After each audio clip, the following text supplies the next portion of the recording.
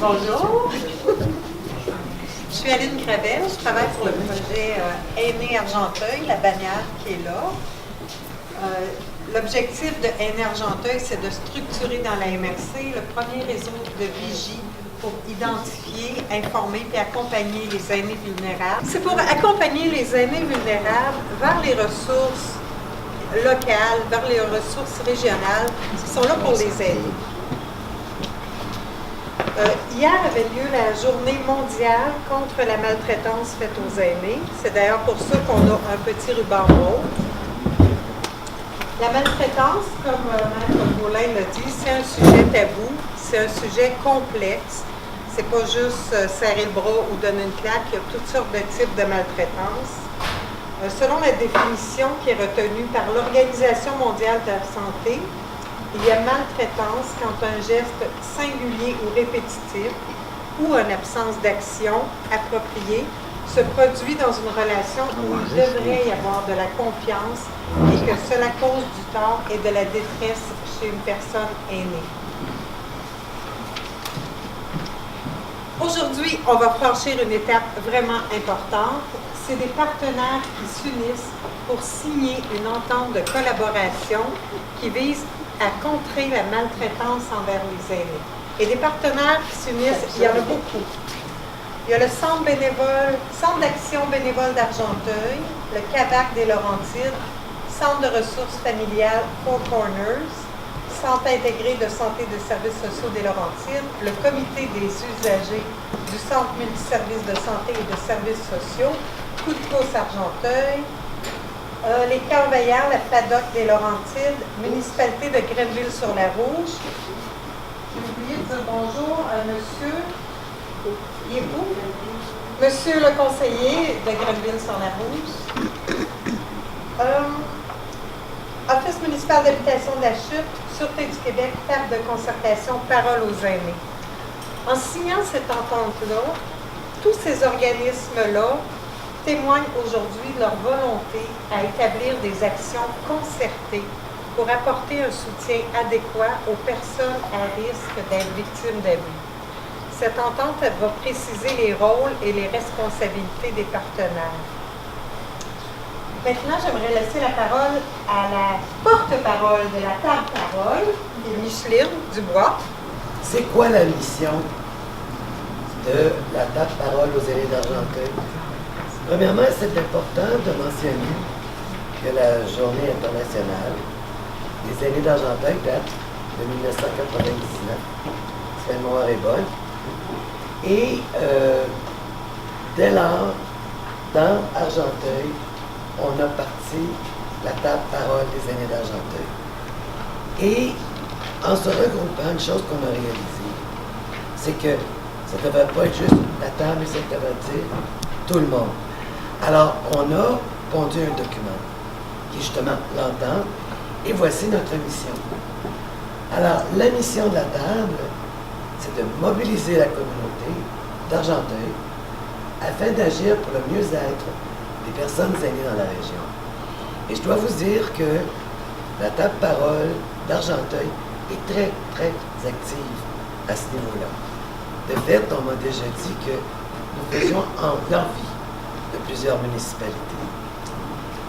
Et tout ça à cause de notre vision, qui est de devenir un carrefour dynamique, ralliant les communautés aux besoins des personnes âgées. Et ça, on le fait par tous les moyens possibles. Parce que, comme disait Maître Beaulin ce matin, c'est une population informée, c'est une population qui est moins à risque. Alors, on travaille beaucoup sur communication, on travaille beaucoup sur l'enseignement et aussi rassemblement pour justement sortir les gens de l'isolation. Alors, nos priorités, alors c'est la sécurité des aînés et prévention de la maltraitance. Alors ça, on le fait de plusieurs façons. On a commencé il y a plusieurs années, justement avec Grandpa, vous vous souvenez, grand-mère. Faut pas prendre grand-mère pour une dinde, mais grand-papa pour son dindon. En anglais, c'était Grandpa is not a cash cow, and grandma won't give a damn. No, grandma won't take any gold. Ah, c'est vrai. Hey. Et ça, c'est une façon pour nous, d'Argenteuil, de pouvoir communiquer, pas juste les situations de maltraitance, comme disait M. Colin, les gens ne portent pas nécessairement des marques, mais simplement par cette pièce de théâtre-là, de dénoncer les petits gestes crasses que souvent on ne voit pas. L'amélioration des conditions de vie et briser l'isolement des aînés. Alors ça, on le fait également par, on a mis sur pied le comité Histoire d'Argenteuil. Une chose qu'on a découvert avec le comité Histoire d'Argenteuil, c'est que de toutes les activités que l'on faisait, c'était principalement des femmes qui venaient. Avec le comité Histoire, on est arrivé à sortir les hommes de chez eux. On a une belle participation. Et ça, c'est important parce que l'isolement, c'est pas juste chez les femmes, c'est chez les hommes aussi. Participation sociale des personnes âgées. Alors évidemment, c'est parmi tous les bénévoles qui travaillent, soit pour le cadre ou qui font toutes sortes de choses, comme même moi qui donne des cours de iPad. Et la communication, combien de... Plus de 100 000 copies. Plus de 100 000 botins aux aînés bilingues. Et ça, c'est important. Et je dirais que presque tous, à date, ont été distribués.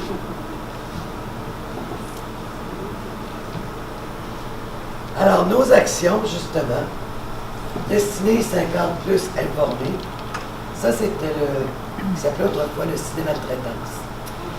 On l'avait donné à Grenville et on l'a fait également à la Chute, qui sont justement des tableaux pour montrer aux gens c'est quoi la maltraitance. La pièce de théâtre, dont je vous ai mentionné tout à l'heure, soit dit en passant, la pièce date de maintenant facilement 6 ans. Et elle a été vue par des milliers de personnes. Elle s'est promenée partout en province, incluant même Québec, où on a montré notre pièce devant les ministres. Et on a eu aussi, justement, ça ouvre les yeux à bien des gens, et de leur montrer ce que l'on fait ici à Argenteuil. Le comité 50 plus, bouger plus. Ça, c'est un comité qui est pas mal spécial, parce qu'il est entièrement géré par des citoyens. Leur but, c'est de nous faire bouger de plusieurs façons. Alors, il y a des marches, soit dit en passant, tous les mardis, ici à la Chute, à 10 heures. C'est une belle marche de 5 km. Il y a des marches exploratoires. Il y en a 6 de prévues cette année. Et l'hiver, il y a les marches qui étaient faites, les marches de 5 km, étaient faites à la Chute, au centre golf, et les skis de fond, et avec également la raquette. Les plaisirs d'hiver, ensuite les marches, mercredi de vélo, 50 plus. Alors tous les mercredis, un groupe de personnes vont faire du vélo. Alors ça prouve une chose, on bouge à Argenteuil. Musquevo Ménage, c'est une façon, c'est un beau programme qui, justement, aide les gens à occuper leur cerveau.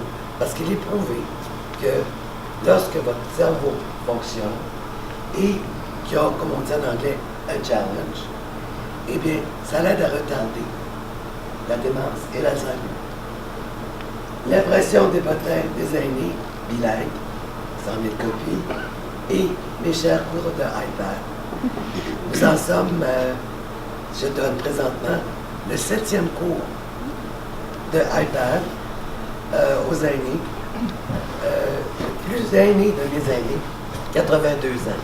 Dans le fond, c'est une petite surprise, je ne savais pas que je devais dire un petit mot. D'entrée de jeu, je remercie tout le monde d'être ici, un souci envers la maltraitance. Comme adjointe à la direction SAPA, SAPA, c'est soutien de l'autonomie des personnes âgées.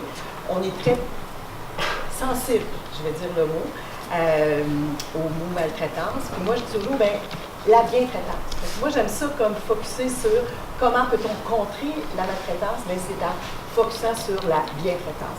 Dans le fond, je veux peut-être juste réitérer notre grande volonté, notre grand souci de collaborer avec tous les membres des communautés.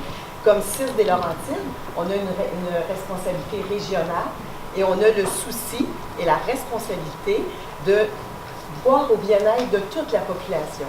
Donc, dans l'approche populationnelle, on appelle ça comme ça, on a à voir, à s'assurer que nos aînés, autant ceux qui sont en forme, qui participent à toutes les activités que Madame parlait, vous êtes là, autant à ceux qui sont en CHSLD, au dernier lieu de résidence, on est dans ce continuum-là. Je ne prendrai pas plus de votre temps. Merci beaucoup. Alors, je fais partie de la table parole des aînés Argenteuil. Je suis également la déléguée au comité maltraitance au niveau des Laurentides. Alors là, il y a 9 MRC et ce comité-là a été créé pour justement qu'on puisse partager ensemble les connaissances, nos bons coups, nos moins bons, puis de ne pas réinventer la roue. Alors, la clientèle qui est ciblée par notre entente sont les personnes âgées de 65 ans ou plus. Quand j'ai lu ça, j'ai dit, Martine, 65 ans ou plus. Mais il y en a des plus jeunes aussi. Alors, il y a les personnes âgées de moins de 65 ans, mais présentant un profil gériatrique. Alors, le mandat du comité, c'est faire des représentations au comité régional des Laurentides pour justement tout ce niveau échange, de circuler l'information, de mise en commun des outils et d'expertise, parce qu'il peut y avoir certaines régions qui peuvent arriver avec une idée qui pourrait être bénéfique à tout le monde. Ensuite, identifier des stratégies conjointes d'intervention, parce qu'on veut le plus possible être uniforme dans nos approches, et faire des activités de sensibilisation ou de formation. Ça, il y a une nouvelle activité qui va être animée par Aline Gravel, qui s'appelle déjà C'est pas correct. C'est pas correct. Oui, c'est pas correct. C'est pas correct. Alors bientôt, vous allez voir ça arriver, cette annonce-là, sur les médias sociaux pour participer à ça. Et c'est encore là une façon d'aider nos aînés à reconnaître les situations. Diffusion d'informations sur les ressources d'aide. Alors là, ça peut être par forme de bottin ou encore notre page Facebook Aînés Argenteuil. Alors si vous avez Facebook, je vous recommande d'aller sur la page Aînés Argenteuil, où il circule plein d'informations. Ensuite, la représentation nécessaire pour venir en aide aux victimes. Alors, comment est-ce qu'on peut, justement, identifier des situations et comment on peut venir en aide à ces personnes-là? Et évidemment, le mandat, c'était de faire la mise à jour de l'entente de collaboration et pas juste la mettre à jour, mais également de continuer de faire un suivi parce que c'est un document vivant. Les contextes changent, les temps changent, alors on veut la garder à l'œil. Alors, les rôles et les responsabilités de chacun des organismes membres, donc les personnes qu'on vous a présentées plus tôt, c'est d'informer, sensibiliser à la problématique de la maltraitance, de faire la diffusion et la promotion de l'entente de collaboration, de collaborer avec les différents partenaires qui offrent des services d'aide et de soutien. Alors là, ça peut aller justement avec le CIS, les CNSC, déléguer aussi un représentant aux rencontres du comité de prévention. Parce qu'on croit que chacun des partenaires, chacune des personnes, chacun des personnes qui font partie du comité voient des situations. Et c'est justement en le partageant avec le comité qu'on peut arriver à trouver des solutions ou amener d'une certaine façon de faire les choses pour justement éliminer le problème. Alors là, je demande à Mme Lompré de nous adresser quelques mots. Merci. La maltraitance, ça a des conséquences quand même importantes pour les aînés. Au niveau de la maltraitance physique, ben c'est sûr qu'il va y avoir des séquelles physiques qui peuvent être temporaires, mais qui peuvent aussi être permanentes. Il y a la détérioration de l'état de santé, et j'en passe, il y en a beaucoup. Au niveau psychologique, ben c'est sûr qu'on peut voir des sentiments croissants d'insécurité, du repli sur soi et à la limite, ben, le suicide. Financière, c'est sûr que les aînés vont perdre des biens, des objets, ils vont être privés des fois de biens essentiels parce qu'ils n'ont plus de sous. Ensuite, au niveau social, les conséquences, c'est que souvent ça va amener l'aîné à s'isoler. Évidemment, la solitude, puis la perte de contact avec leur entourage. Je termine en vous disant, vous n'avez entendu parler ce matin, je vous en parle, il y a la ligne Aide à but aîné qui existe. Vous avez eu les dépliants, les petites cartes ce matin. Vous pouvez l'utiliser. Et je vous dis de l'utiliser. Depuis à peu près 1 an, il y a des liens très étroits qui sont faits entre la ligne Aide à but aîné et les régions au Québec. Ce que je fais, moi, c'est quand il y a une entente, comme celle qui va être signée aujourd'hui, quand il y a une entente de signer, j'envoie une copie de l'entente à la ligne et comme ça, la ligne a accès aux partenaires dans votre région. Si vous appelez et vous dites que vous êtes d'Argenteuil, la ligne peut référer à des organismes dans Argenteuil.